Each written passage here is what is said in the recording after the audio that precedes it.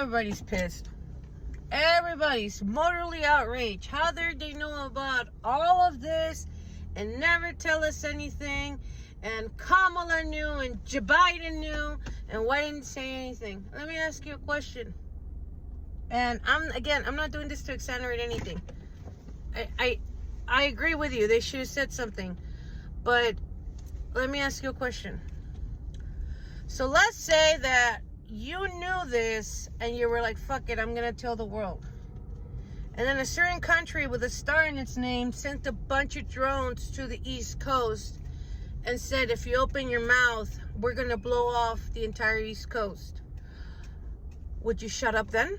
Or would you be okay sacrificing thousands of American lives to let the truth be known?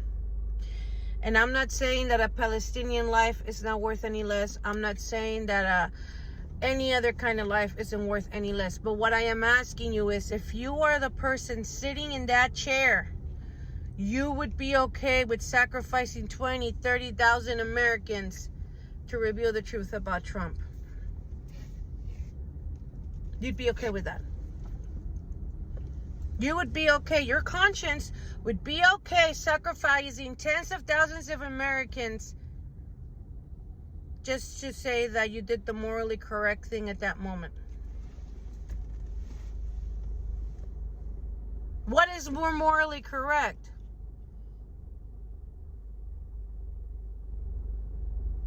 The kids that have been dead by these people could not come back if you revealed them at that time.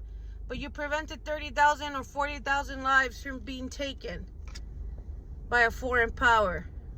So what do you do? What do you do? I want to know. Tell me in the comments. What would you do? And are you free to make that decision yourself? What would you do? You would be okay sacrificing 50, 60,000 people. We don't know how many people were under those fucking drones in December. How many people were you willing to sacrifice just to say you did the right thing? That's the question at the top of that fucking chair.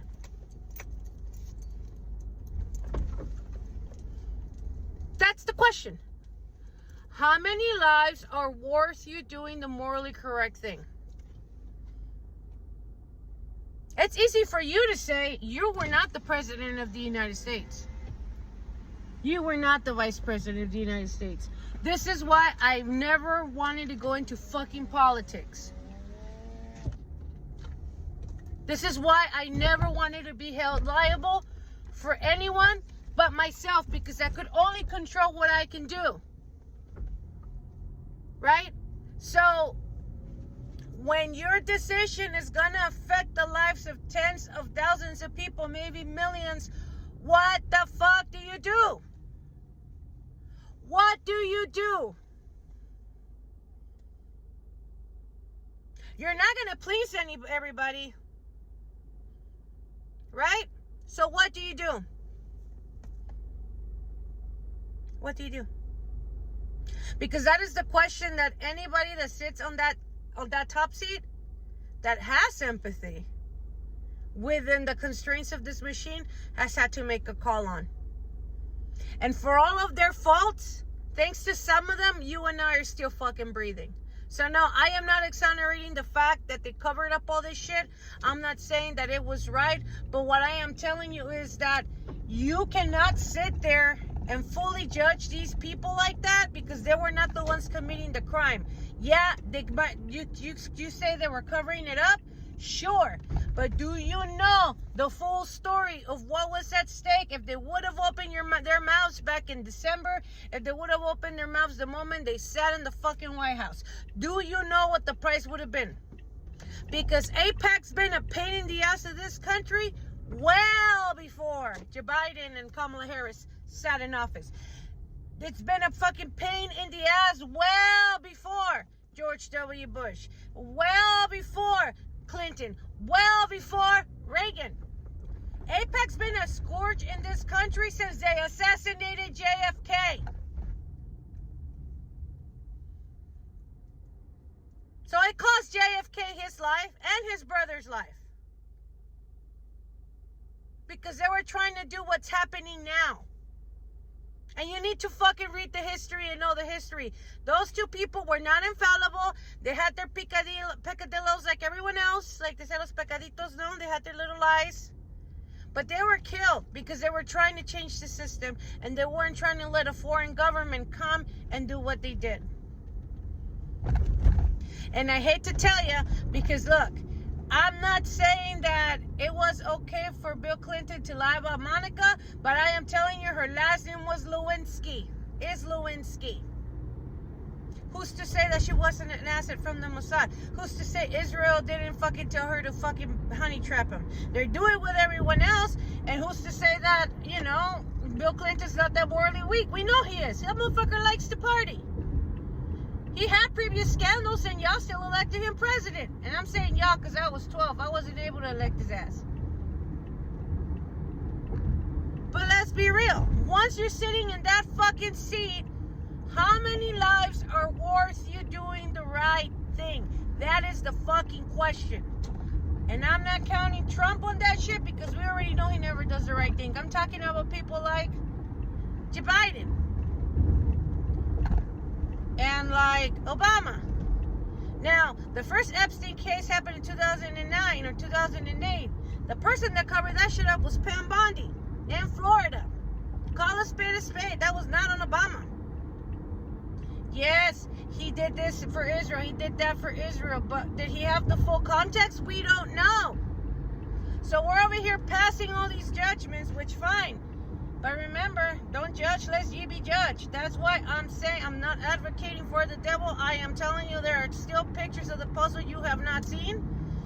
And at the end of the day, when you sit in a position of power, the question is always, how many fucking people's lives are worth it for you to do the right fucking thing? Do you understand that being a fucking leader and being the place where the buck stops means that you have to take that fucking fall every fucking single time? I know that because I've been there. At my job, the buck stops with me. I am the top chair under ownership. If it fucks up, it's on me. And that's just at a company. Now imagine running a full fucking country. How many lives is it okay to sacrifice to appease the far left or the far right? You cannot have a full transparency in government with the way that the system was set up. I don't disagree with you. I completely agree with you. But understand that every fucking time they've lied to us about these weapons of mass destruction and all this other shit, for the lack of a better term, it's always been the fucking right. The left got convoluted towards the end. I'm not disagreeing with you. They're all scum to a certain degree, but some of them are less scummy than the others. And at the end of the day, you're going to have to sit back and ask yourself that question. If you were sitting in the Oval Office, how many fucking American lives would you be willing to sacrifice to open up the cabal? Forget the Palestinian lives. They sacrificed almost all of them.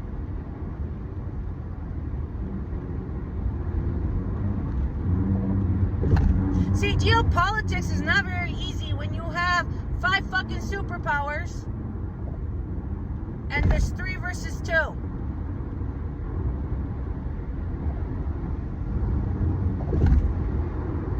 Remember, Clinton almost got Yasser Arafat and whoever was leading Israel at the time to agree to a 2-state solution. And then Monica Lewinsky happened.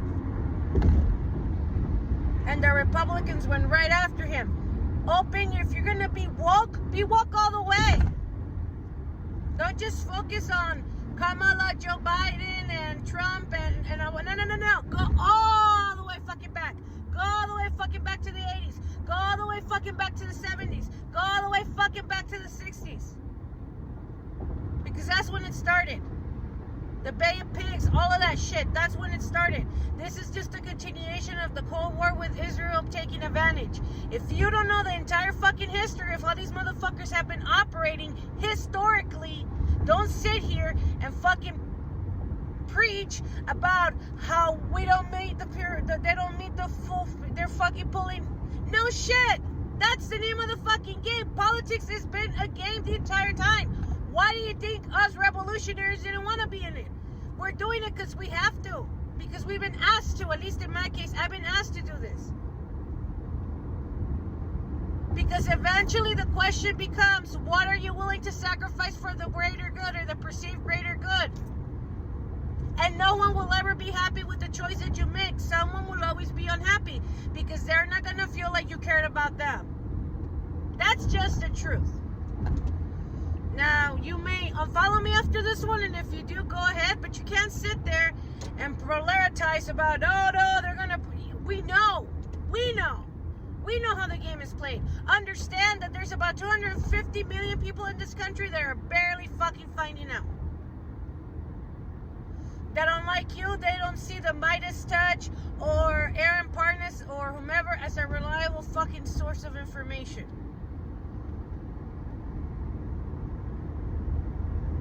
That's just the truth. And they're not going to go into Gmail and try to figure out what's in the fucking Epstein files. They're not going to do that. Some of them don't have the time. Some of them don't want to know. So you can't say, oh, we know it. No, we don't know shit. We know some of it. We know the bits and pieces that have been fed to us, the shit that we've been able to figure out. Because remember, in life, this is always true. There are the things that you know, and the things that you know that you don't know. Okay? But there's also the things that you don't know that you don't know. And that's the missing part here. There is shit that we don't know that we don't know. And that's why I keep trying to tell you, this looks like a big fucking con game long setup, and we're gonna find out some shit in the next month or two where everybody's gonna go like, what the fuck? Because this was the only way to get rid of Israel fucking influencing our politics. It was a fucking setup.